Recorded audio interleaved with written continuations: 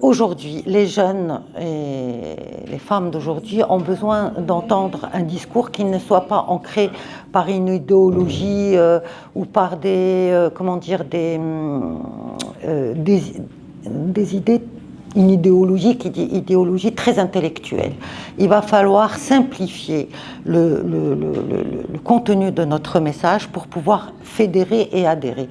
Pourquoi? Parce que si on part du principe qu'une femme féministe, comme il y a quelque temps, et que c'est forcément une intellectuelle qui voit ses convictions alimentées par telle ou telle idée internationale des droits de l'homme, etc., et que, par exemple, certaines associations sont issues de partis politiques avec des idées bien ancrées, comme la gauche, etc., on va perdre une partie des gens que l'on veut atteindre. Pourquoi?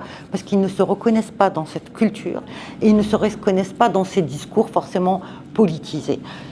Moi, ce que j'ai envie de dire, c'est que pour moi, une féministe, c'est une femme qui se sent bafouée dans ses droits et qui se lève et qui dit non, je ne veux plus.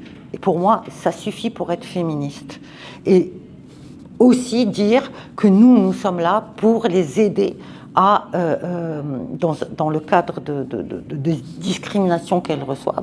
Nous sommes là pour les aider, comment les aider en changeant la loi. C'est la meilleure façon de les aider pour pouvoir avoir une société plus égalitaire, mais plus égalitaire en quoi? Dans l'égalité des droits. Et je pense qu'aujourd'hui, si nous perdons une grande majorité des femmes, la majorité de la résistance aujourd'hui, ça provient des femmes et non pas des hommes, contrairement à ce que l'on peut penser.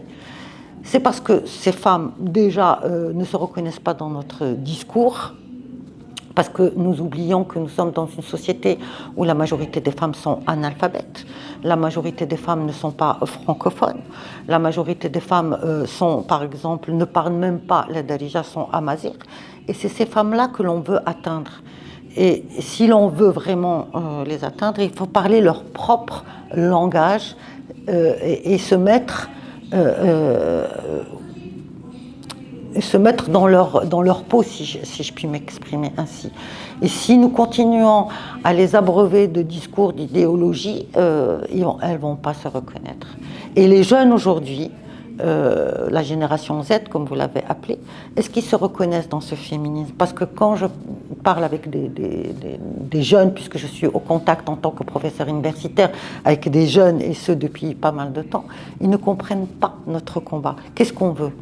Nous, il faudrait qu'on leur explique, nous, on veut accompagner une jeune femme de l'accès à la scolarité jusqu'à l'accès à l'emploi, du droit, au niveau quand elle se marie, elle aura également des droits, si elle divorce aussi, si elle décide de quitter son mari, qu'elle aura aussi ses droits. Enfin, nous l'accompagnons au cours de sa vie de jeune femme, du début jusqu'à la fin. Pas uniquement quand elle est mariée. Aujourd'hui, on a un ministère de la solidarité et de la famille, mais avant et même après, comme les familles monoparentales ou n'importe quoi. Donc, c'est ça ce qu'on veut leur dire. Nous sommes de leur côté et aussi que notre combat ne s'inscrit pas dans une logique féminine. C'est-à-dire que l'homme n'est pas notre rival, ou c'est pas une guerre de revancharde, pas du tout. Les hommes sont nos partenaires. Ils sont là, et d'ailleurs la raison de féministe, parce qu'un homme peut être féministe comme une femme, et c'est dans une logique de solidarité et d'égalité et non pas dans une logique de